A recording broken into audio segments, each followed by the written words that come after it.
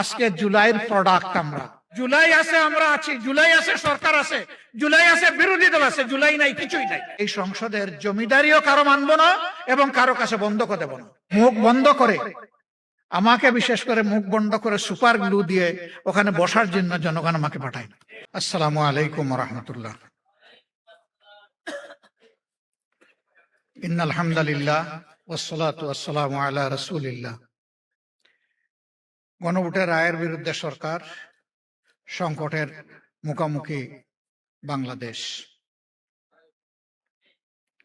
এই প্রতিবাদের উপর আয়োজিত আজকের এই জাতীয় সেমিনারের সম্মানিত সভাপতি, বাংলাদেশ খেলাফত মজলিসের সম্মানিত আমিরে মজলিস আল্লামা মামুনুল হক,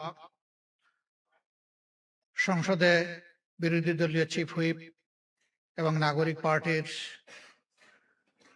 আহ্বায়ক জনাব নাহিদ ইসলাম এমপি, এলডিপির সম্মানিত চেয়ারম্যান, বর্ষিয়ান রাজনীতিবিদ এবং আমার ধারণা মতে বাংলাদেশের রাজনীতিতে সবচেয়ে সিনিয়র অভিজ্ঞ ব্যক্তি জনাব ডক্টর কর্নেল অলি আহমদ বীর বিক্রম, সংগ্রামী, নির্যাতিত, মজলুম সম্পাদক জনাব মাহমুদুর রহমান, নাগরিক সমাজের অন্যান্য গুরুত্বপূর্ণ ব্যক্তিবর্গ, মঞ্চে উপবিষ্ট শীর্ষ নেতৃবৃন্দ, সুধীমণ্ডলী, সাংবাদিক বন্ধুগণ। একজন বক্তা এখানে বলেছিলেন যে সিদ্ধান্ত কোথার থেকে হয়, কে কথা বলে, কার পক্ষে কথা বলে, এগুলো তো কিছুই আমরা বুঝতে পারছি না। আমি জাস্ট একটা ছোট্ট গল্প আপনাদেরকে শোনাতে চাই। এখন যেভাবে এসি আছে, ফ্যান ঘুরে, একসময় ওই রকম বিজলি বাতি জ্বলতো না, ফ্যান ঘুরতো না, এসি চলতো না। সেই সময়টা ছিল দড়ি টানা, মাথার উপরে লাল এবং সবুজ রঙের কাপড় দিয়ে এক ধরনের পাখা তৈরি করে বিভিন্ন অফিসে টানা হতো। তো এক বিচারক, তিনি একটা হত্যা মামলার রায় দিতে গিয়ে বললেন, আসামির বিরুদ্ধে সন্দেহাতীত ভাবে মামলা প্রমাণিত হয়, তাকে মৃত্যুদণ্ড দেওয়া হলো। তখন তো আসামি পক্ষের মুখ কালো হয়ে আসছে। একটু সময় পরেই মাথা নেড়ে বললেন, আসামির বিরুদ্ধে সন্দেহাতীত ভাবে কোনো প্রমাণ পাওয়া যায়নি বলে তাকে মুক্তি দেওয়া হলো।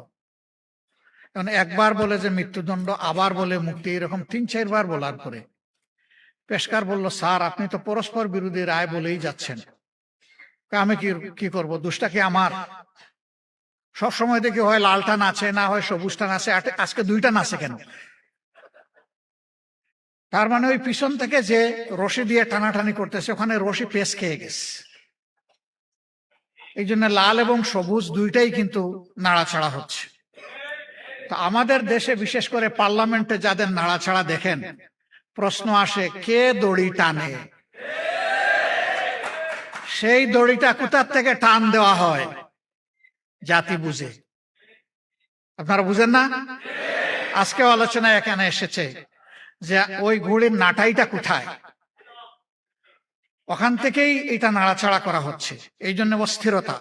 এক সময় গণভোট হারাম, আরেক সময় না, এটা অর্ধেক হালাল। এক সময় একই অর্ডারের গুস্ত হালাল, কিন্তু শুরুয়াটা, জুলটা তার হারাম। আমরা এটা পার্লামেন্টও বলেছি। হ্যাঁ, আপনারা দেখেছেন আমাদের কণ্ঠ দমিয়ে দেওয়ার চেষ্টা করা হয়েছে, আমরাও সমানতালে চালিয়েছি আলহামদুলিল্লাহ। সুযোগ পাই না পাই আমরা কণ্ঠ বন্ধ করিনি, কারণ জনগণ আমাদেরকে তো তাদের অধিকারের পক্ষে কথা বলতে সেখানে পাঠিয়েছে। মুখ বন্ধ করে, আমাকে বিশেষ করে মুখ বন্ধ করে সুপার গ্লু দিয়ে ওখানে বসার জন্য জনগণ আমাকে পাঠায় না। জনগণ আমাকে পাঠায়নি যে আমার ছবিটা সংসদ টিভি এবং বিটিভিতে উঠবে আর সারা দুনিয়া দেখবে। জনগণ পাঠিয়েছে আমি কি বলি সেটা জনগণ শুনতে চায়। আমার সহকর্মীরা, সহযোদ্ধারা, বিরোধী দলের এমপিরা জনগণের অধিকারের পক্ষে কি করে সেটা জনগণ দেখতে চায়। আমরা আপনাদেরকে কথা দিচ্ছি, আমরা সংসদে যাওয়ার আগেই বলেছি, এই সংসদের বিভিন্ন ধরনের সুবিধা নেওয়ার জন্য আমরা এখানে যাচ্ছি না। অনেক সুবিধা আছে স্বেচ্ছায় অবলীলায় ছেড়ে দেব, নিবই না। যেটা না নিয়ে পারবো না সেইটা নেব, বাধ্য হব যেটাতে। অবৈধ কোনো দিকে আমাদের চোখ এবং হাত যাবে না। আমরা এখনো আলহামদুলিল্লাহ এটার উপরে আছি। কিন্তু এই 24-এর গণবিপ্লব, গণ অভ্যুত্থান যেটাই বলেন, এখানে শুধু শিক্ষিত ছাত্ররা আর আমাদের মতো রাজনীতিবিদরা এই আন্দোলন করে নাই, জীবন দেয় নাই। আপনাদের দুয়া মাবুদের মেহেরবানি 1400-র মধ্যে মিনিমাম 1200 শহীদের বাড়িতে আমার ব্যক্তিগতভাবে যাওয়ার সুযোগ হয়েছে। আমি সজ্ঞানে সাক্ষ্য দিচ্ছি, এবং আমাদের 12 ভলিউমের এই শহীদদের স্মৃতিচারণ বই হয়তো অনেকের কাছে আছে, হয়তো নাই। আমাদের ওয়েবসাইটে সব কিছু আছে, মৌলিক 3টা ভাষাই আছে। যারা চাইবেন তারা সেখানে যেতে পারেন। যারা দুনিয়া থেকে বিদায় নিয়েছে শহীদ হয়ে, তাদের 62 ভাগ শ্রমিক। তারা কি কোটার বৈষম্যের বিরুদ্ধে নেমেছিল? কোটার বৈষম্যের বিরুদ্ধে নেমেছিল আমাদের যুব সমাজ, ছাত্র সমাজ। তারা নেমেছিল ফ্যাসিবাদের বিরুদ্ধে। তারা নেমেছিল একটা পরিবর্তনের আকাঙ্ক্ষা নিয়ে। তারা গুণে ধরা রাজনীতির হাত বদলের জন্য জীবন দিতে রাস্তায় নামে নাই। আমরা সংসদে দাঁড়িয়ে বলেছি, আজকে সংসদ নেতা, বিরোধী দলীয় নেতা, সংসদের চিফ হুইপ, বিরোধী দলীয় চিফ হুইপ, সমস্ত মন্ত্রীবর্গ, সংসদ সদস্যবৃন্দ, আজকে জুলাইয়ের প্রোডাক্ট আমরা। জুলাই নাই, আমরাও নাই। জুলাই আছে, আমরা আছি। জুলাই আছে, সরকার আছে। জুলাই আছে, বিরোধী দল আছে। জুলাই নাই, কিছুই নাই। এই জুলাইয়ের বিপক্ষে অবস্থান নিয়ে সরকার পার পাবে না ইনশাআল্লাহ। গণভোটের, গণরায়ের মাধ্যমে জুলাইয়ের আকাঙ্ক্ষা ইনশাআল্লাহ বাস্তবায়ন হবে। এর জন্য আবার জীবন দিতে হয়, দিব ইনশাআল্লাহ। কালকে এই জায়গায় দাঁড়িয়ে জুলাই শহীদ পরিবার এবং যোদ্ধাদের সাথে আমাদের একটা বৈঠক ছিল। সেখানে আমার প্রিয় সহকর্মী সংসদে বিরোধী দলীয় চিফ হুইপ বলেছে, আগামীর আন্দোলনের সাথে নয়, সামনে থাকবো আমরা ইনশাআল্লাহ। সে এই সারির দিকে ইঙ্গিত করে বলেছিল, আমাদেরকে সামনে পাবেন। আমিও কথা দিচ্ছি, সামনে পাবেন ইনশাআল্লাহ। যতদিন সংসদের ভিতরে জাতির জন্য অধিকারের পক্ষে লড়াই করতে গিয়ে আমাদের থাকা প্রয়োজন, ততদিন থাকবো, তার বাইরে 1 সেকেন্ডও নয়। যখন দেখবো আর কোনো কিছু করার নাই, তখন সেলিউট, কালু সালামা। হে সংসদ, আপাতত তোমাকে সালাম দিয়ে চলে গেলাম। কিন্তু এর আগে এই সংসদের জমিদারিও কারো মানবো না এবং কারো কাছে বন্ধকও দেব না। অনেকে বলছেন আন্দোলন শুরু করতে হবে, এটা কি? এটাও আন্দোলনের অংশ। যেদিন আমরা নোটিশ মুভ করেছিলাম যে সংস্কার পরিষদের সভা আহ্বান করতে হবে, আলোচনার পর যখন 2/3 মেজরিটির গরম গায়ের কারণে, আমাদের গায়ের জোরে এটাকে নাকচ করে দেওয়া হলো, আমরা সেদিন সংসদ থেকে বের হয়ে এসেছিলাম।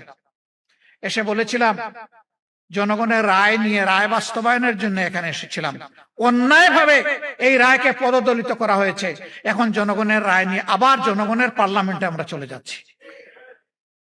এরপরে আপনারা দেখেছেন, এর প্রতিবাদে বিক্ষোভ সভা হয়েছে, মিছিল হয়েছে।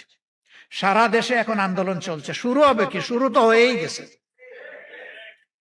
এখন তিলে তিলে সেই আন্দোলনকে সফলতার দিকে নিয়ে যেতে হবে ইনশাআল্লাহ।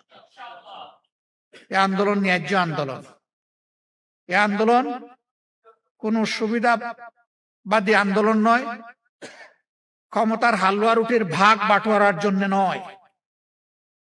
এই আন্দোলন 70 ভাগ মানুষের রায়ের প্রতি সম্মান দেখিয়ে, শহীদদের রক্তের সাথে আমাদের ওয়াদা বাস্তবায়ন করার জন্য, জুলাই যোদ্ধাদের আকাঙ্ক্ষা পূরণ করার জন্য এই আন্দোলন ইনশাআল্লাহ সফলতার প্রান্ত সীমায় গিয়ে থামবে, এর আগে নয়।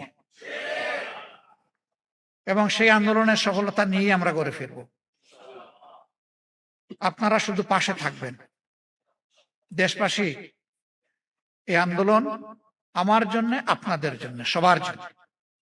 আমরা আমাদের সন্তানদেরকে কারো গোলাম বানাতে চাই না, এবং কারো পারিবারিক রাজতন্ত্র বাংলাদেশে চলবে জাতির উপর ফ্যাসিজম হিসাবে, তাও আমরা বরদাস্ত করব না। রাজনীতির এই দুষ্ট চক্র ভেঙে দিতে হবে। একজনের বদলে আরেকজনের প্রশংসায় সংসদের 1/3 সময় ব্যয় হবে, এটা আর আমরা শুনতেও চাই না, দেখতেও চাই না। প্রশংসা হবে জনগণের, সংসদের ভিতরে কথা হবে জনগণের সমস্যা নিয়ে, সেখানে বসে খোলা মনে সমাধান বের হয়ে আসতে হবে। এইটাকে বাদ দিয়ে অন্য কোনো কিছুর চর্চা হোক সংগঠনের সংসদের ভিতরে, আমরা এটা চাই না। কিন্তু আমরা ফেসিবাদের কালো ছায়া এখন সংসদে দেখতে পাচ্ছি।